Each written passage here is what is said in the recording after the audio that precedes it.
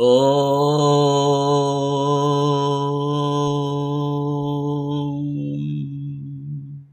గణేశాయ నమః సరస్వత్యై నమః శ్రీగురుభ్యో నమః హరి ఓం.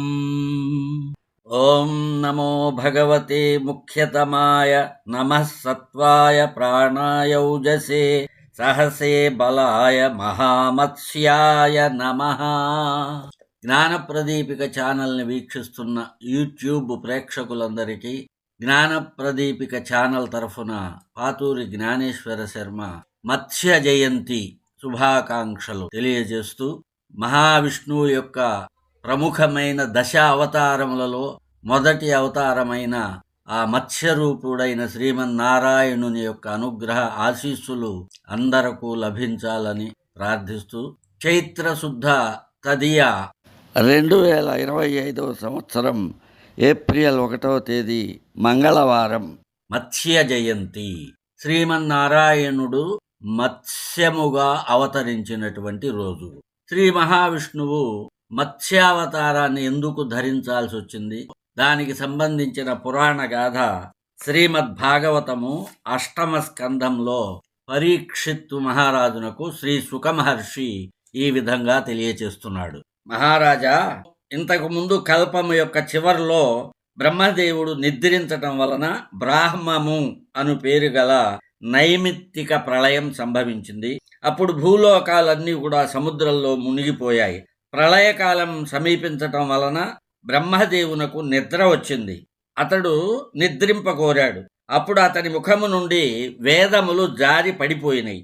అక్కడికి సమీపంలో ఉన్న బలశాలి అయినటువంటి హయగ్రీవుడు అనే రాక్షసుడు, ఈ హయగ్రీవుణ్ణే సోమకాసురుడు అని కూడా పిలుస్తారని పెద్దలు చెప్తూ ఉంటారు, ఆ వేదములను అపహరించాడు.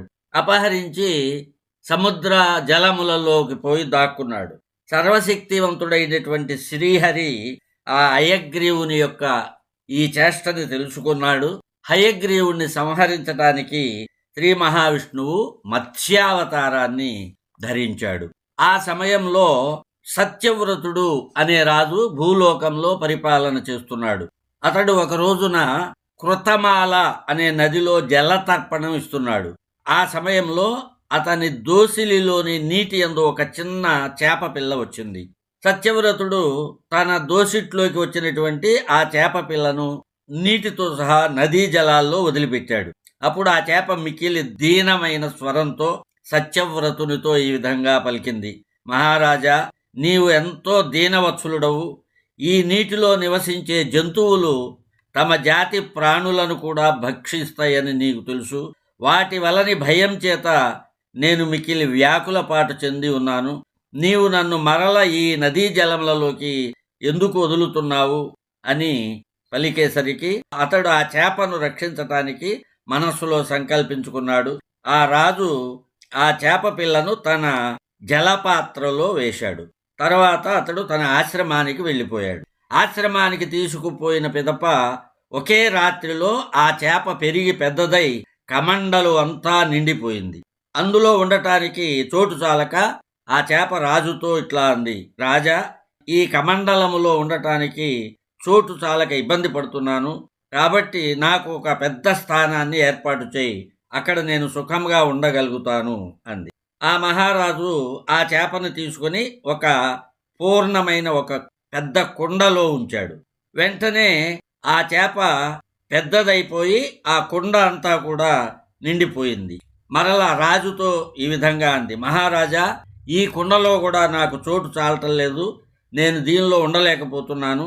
నేను నిన్ను శరణుదొచ్చాను కనుక నేను ఉండటానికి వేరే పెద్ద చోటును కల్పించుము అని అడిగింది. అప్పుడు సత్యవ్రతుడు ఆ చేపను తీసుకుని పోయి ఒక సరోవరంలో ఉంచాడు.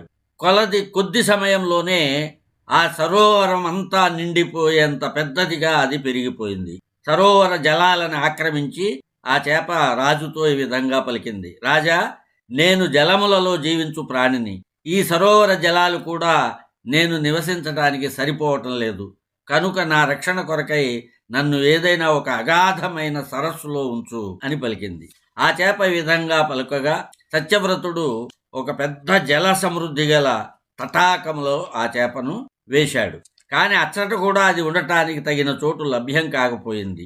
అంతటా అతడు లీలలను ప్రదర్శించేటువంటి ఈ మత్స్యాన్ని సముద్రంలో వదులుతుండగా ఆ మత్స్యము రాజుతో ఈ విధంగా అంది: మహావీర, సముద్రంలో మిక్కిలి బలము గల మొసళ్ళు మొదలైనవి ఉంటాయి. అవి నన్ను తినివేస్తాయి. కనుక నన్ను సముద్ర జలాలలో వదలకుము అని ప్రాధేయపడింది. ఆ మత్స్యము యొక్క మధురమైన పలుకులను విని సత్యవ్రత మహారాజు మోహానికి వశుడయ్యాడు.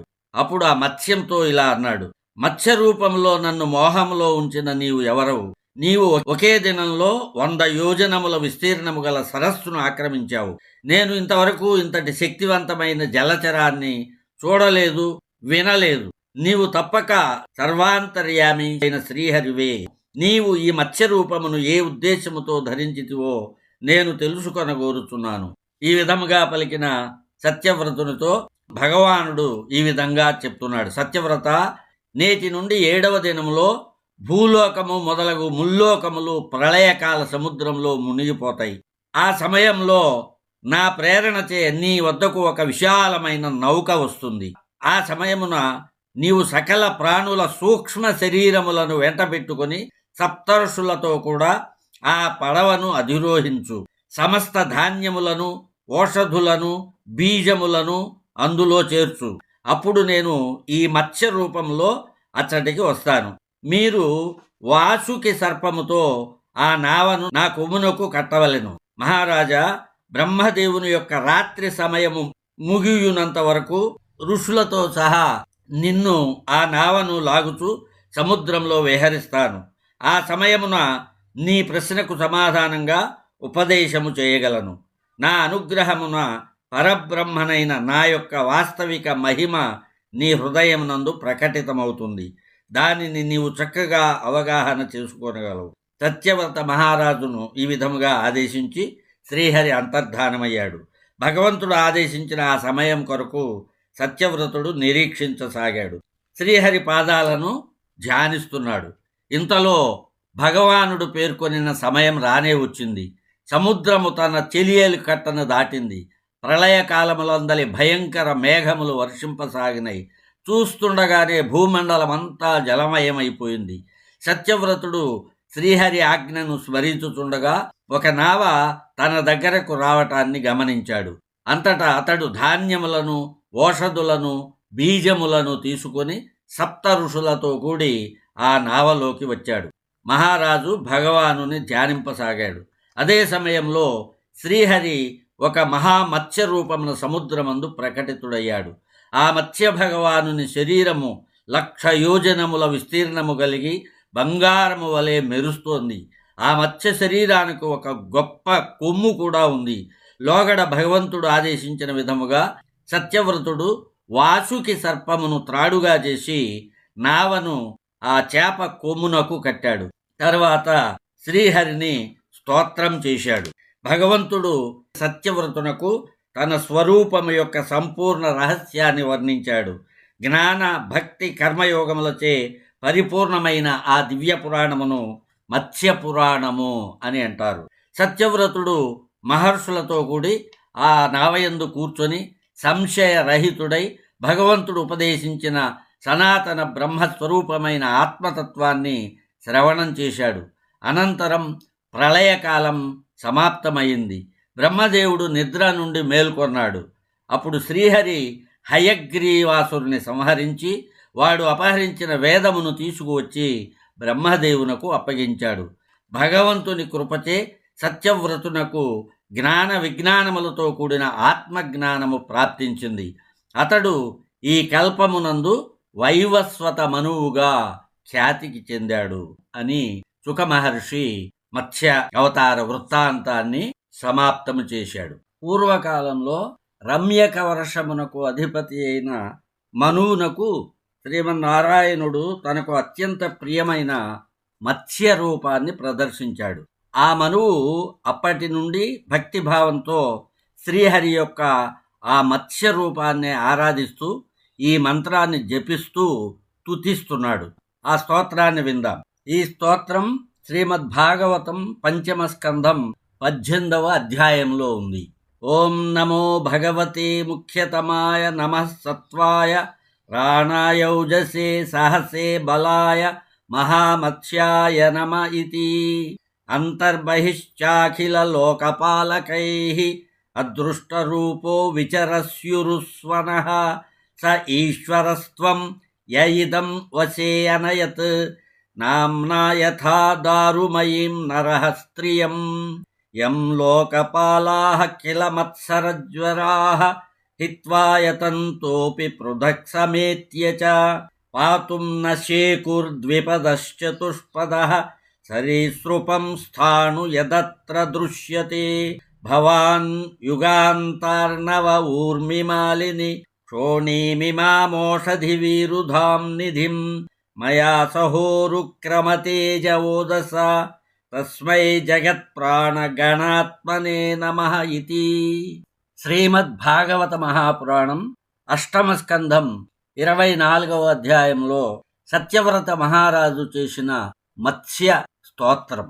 నూనం త్వం భగవాన్ సాక్షాత్ హరిర్నారాయణో అవ్యయః అనుగ్రహాయ భూతానాం ధత్స్యే రూపం జలౌకసాం నమస్తే పురుషశ్రేష్ఠ స్థిత్యుత్పత్త్యప్యయేశ్వర భక్తానాం నః ప్రపన్నానాం ముఖ్యో హ్యాత్మగతిర్విభో సర్వే లీలావతారాస్తే భూతానాం భూతిహేతవః జ్ఞాతుమిచ్ఛామ్యదో రూపం యదర్థం భవతా ధృతం నతే అరవిందాక్షపదోపసర్పణం మృషా భవేత్ సర్వసుహృత్ప్రియాత్మనః యథేతరేషాం పృథగాత్మనాం సతాం అదీదృశో యద్వపురద్భుతం హినః.